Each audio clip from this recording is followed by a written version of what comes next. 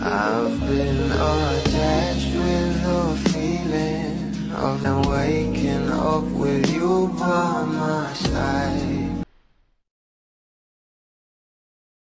Talaga namang pinag-uusapan na sa social media ang bawat performance ng ating Bel Mariano sa Vancouver, Canada para sa ASAP, na kung saan ay talagang sobrang galing nga mag-perform ng ating Bel. At talagang hindi nga rin nakaligtas itong ating Bel Mariano sa pang-aasar ng mga kapwa artist niya sa kanya.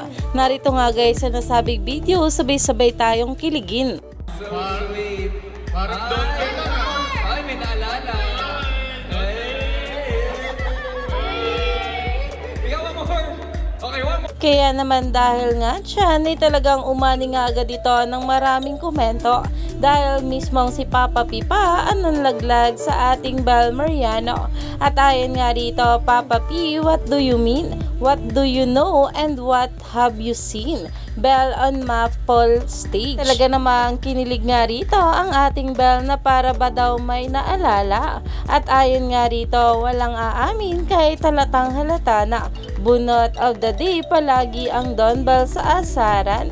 Iyan na nga guys ngayon ang pinag-uusapan sa social media, lalong lalo na nga at nandoon sa ibang bansa itong ating Bel Mariano na paniguradong aasarin nga ng mga kapwa artist nito. At talagang pinag-uusapan na ito sa social media.